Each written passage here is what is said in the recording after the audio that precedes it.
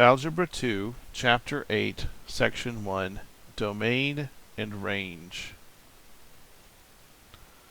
The domain of a function is the set of allowed input values. So we can think of a function as a box. I like to draw this diagram to help us visualize a function, going back to when we studied function notation. Remember, it has a name, it takes inputs, and assigns to each input exactly one output, and the function has a rule. For instance, the rule here could be square it. Take the input and square it. Or it could be take the square root. So the domain of a function is the set of allowed inputs. In other words, the inputs that we're allowed to put into the function. In the case of this function, we might only allow in inputs which are not negative. The natural domain of a function is very similar. It's the set of input values which can yield an output value. So that the plain domain of a function, we can restrict it however we'd like. We could, for instance in a word problem, have a rule that's 2x minus 3, and we could say we only want positive inputs and restrict the domain. Okay? Or we could say we only want inputs between 1 and 3. We can restrict the domain however we'd like. The natural domain is the domain which yields output values in every input value. In other words, where the function is defined.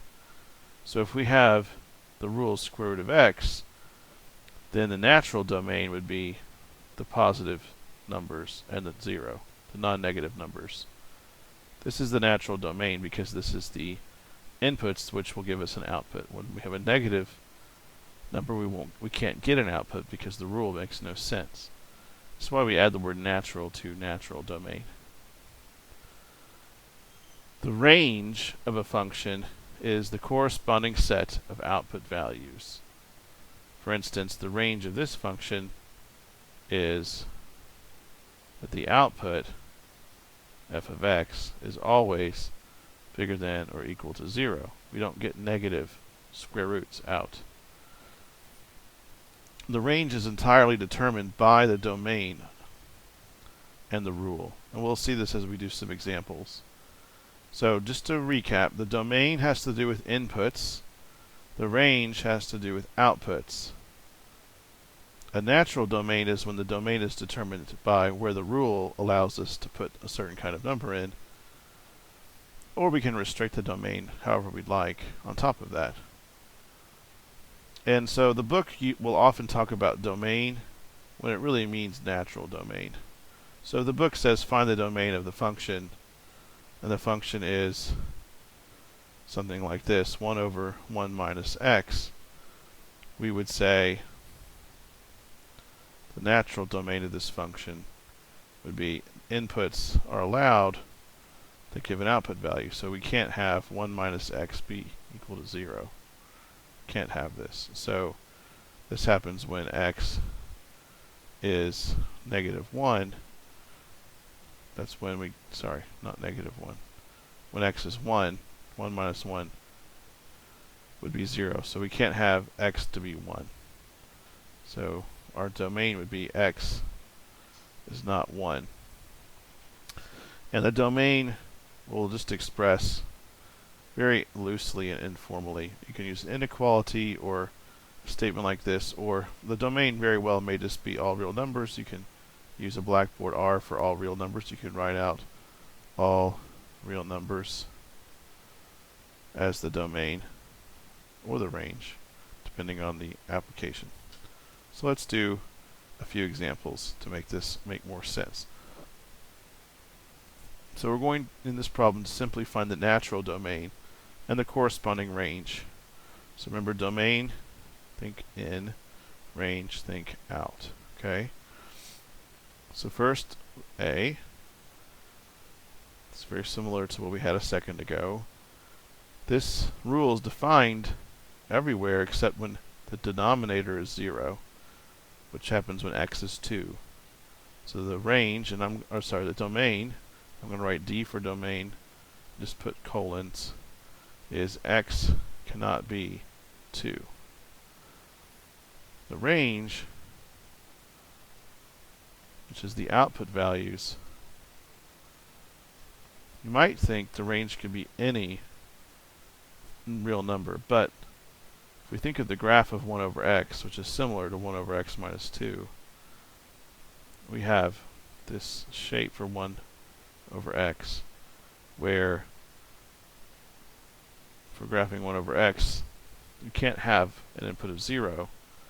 And if you think of the range, the possible output values, you also never get an output of 0. These graph lines approach the x-axis but never touch it.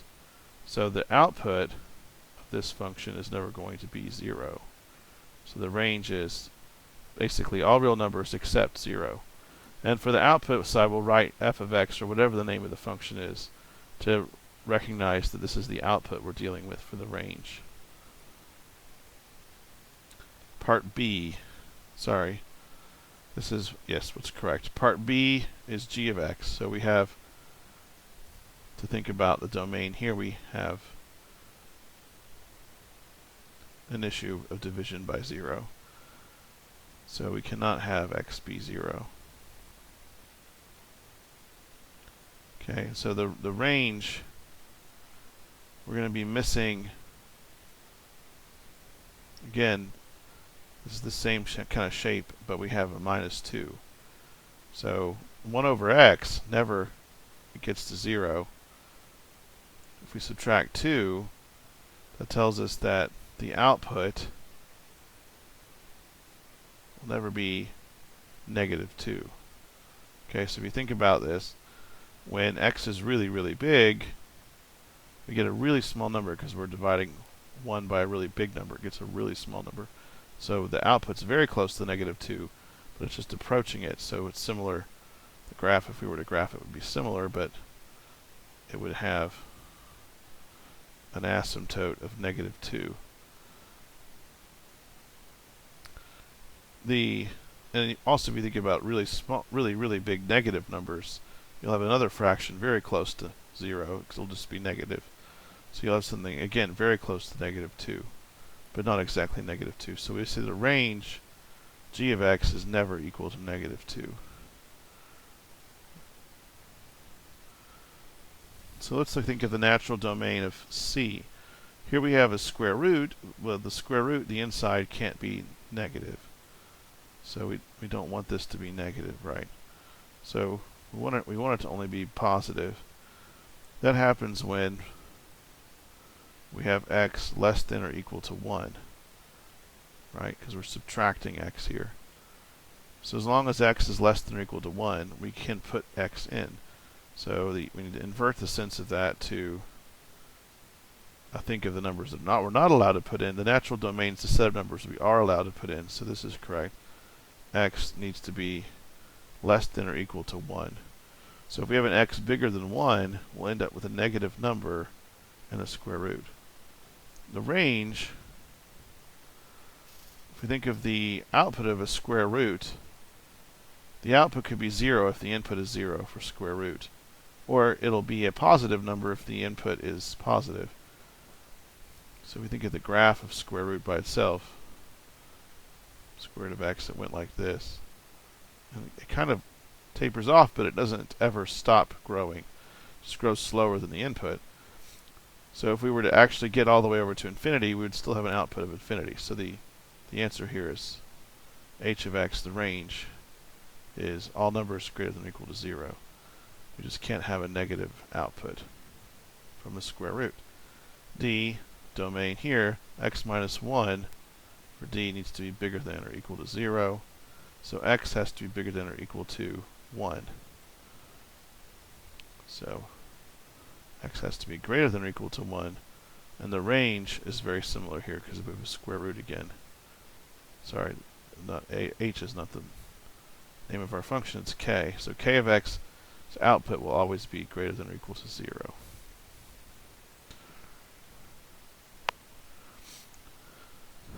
So also we can find the domain and range from a graph of a function, and this is very helpful too when we have not the natural domain, but some restricted domain. For instance, what if we have the following graph, a square root that starts at 1, and the rule might be the square root of x minus 1. Okay, so here we have similar to a problem we had before. So here we see that numbers less than 1 are not allowed inputs. We get no output value. So they're not domain. It's not part of the domain. So our domain here would be, again, the input, which we call x here, has to be greater than or equal to 1. And the corresponding range, just as we talked about before, has to be, let's call this f. Corresponding range has to be f of x. Needs to be greater than or equal to 0. So the output is always at 0 or above it. Let's think of another graph here. What if we have a graph like this? We have a parabola starting at 1 and 6 that grows and then drops to an output value of 1.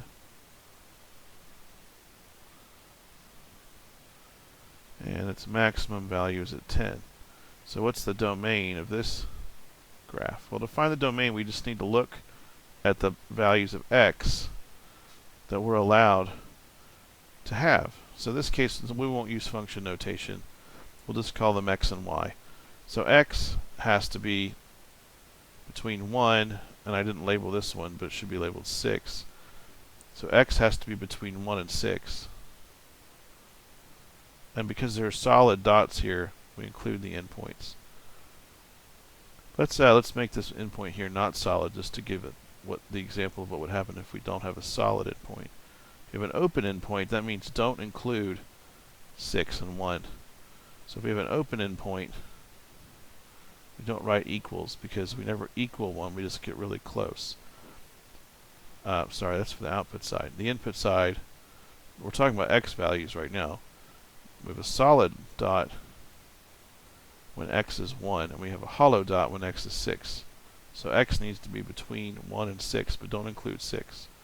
The range would be that y is bigger than 1 and goes all the way up to 10. That's the biggest y value. And we actually get to 10. We touch that dotted line.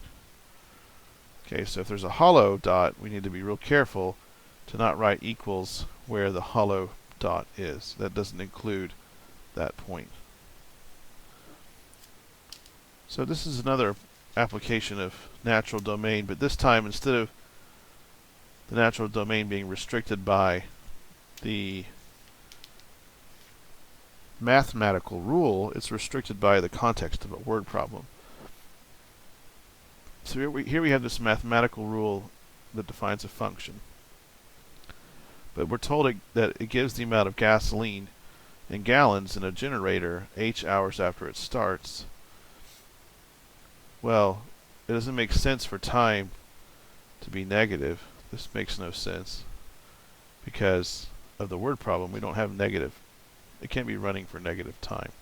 And also, it doesn't make any sense to have negative quantities of gasoline in the tank. So the range is, the domain is that the input h has to be greater than or equal to 0. So time doesn't become negative. And the range is that the output g of h has to be greater than or equal to 0. And if we're told to graph this function, we would graph it with the domain and range of the valid values.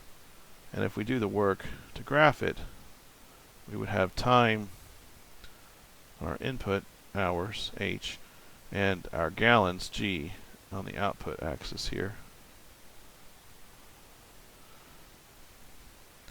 So when there is no time, the output's 0.75 gallons.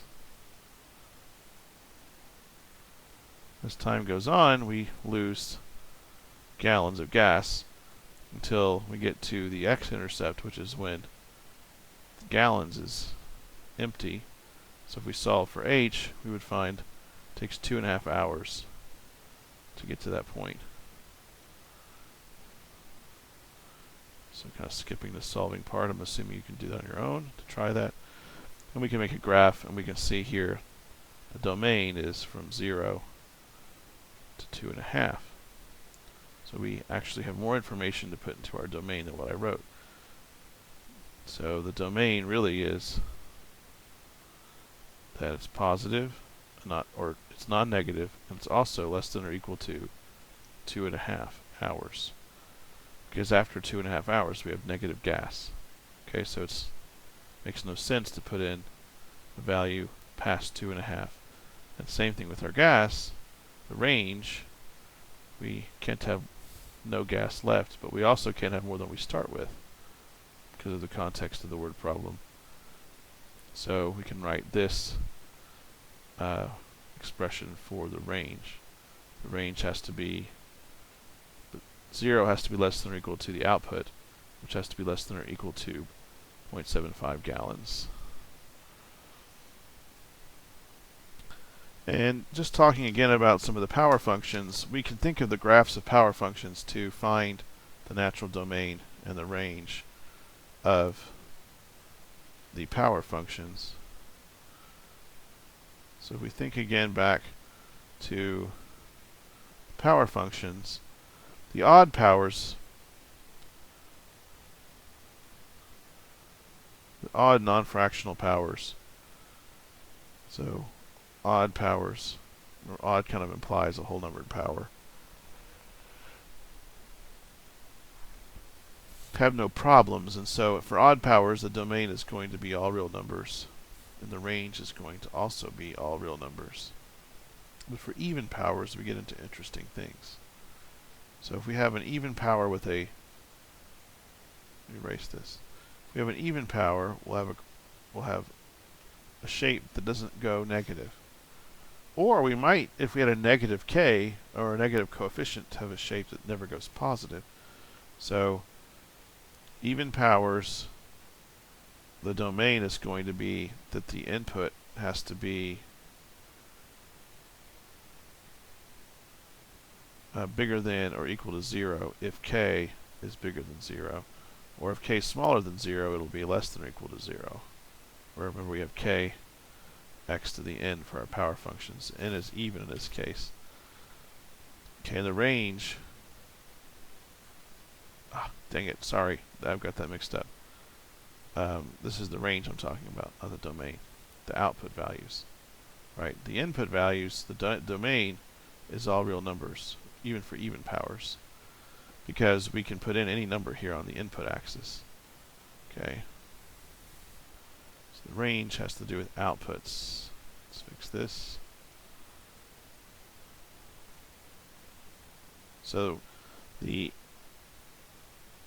even powers, the domain is still all real numbers, so we can put in any real number, but the range, the possible output values, is non-negative numbers when we have a graph that opens up, which depends on k.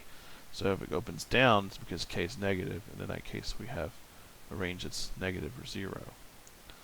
So that's for odd powers. What about fractional powers? If we have a odd fractional power, like to the 1/3 power, we'll have a graph like this. But if we have, so this would be odd fractions, like x to the 1/3, in which case we still have the same pattern of all real numbers, all real numbers. But if we have a square root, or an even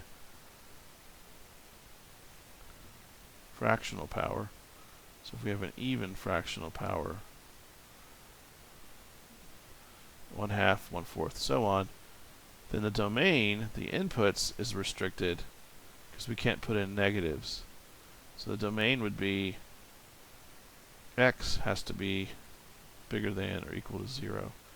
The range also has a restriction because the square root's never negative, so the output will always be greater than or equal to 0 for a even fractional power. And then negative powers, we talked about this already. Negative powers have this pattern where we have this hyperbolic pattern with an asymptote. So negative power is the range. If it's a power function, the range would be, you can't put in a 0. And the, sorry, not the range. Again, I'm getting mixed up. The domain is inputs. So we got to memorize this to get it right. Domain is inputs. The domain is that we can't put in a value of 0. There's no output because of division by 0. And the range is, the output is never 0, because as we get really big, we approach the graph, but we never, the axis, but we never touch it. So the output is never quite 0 either.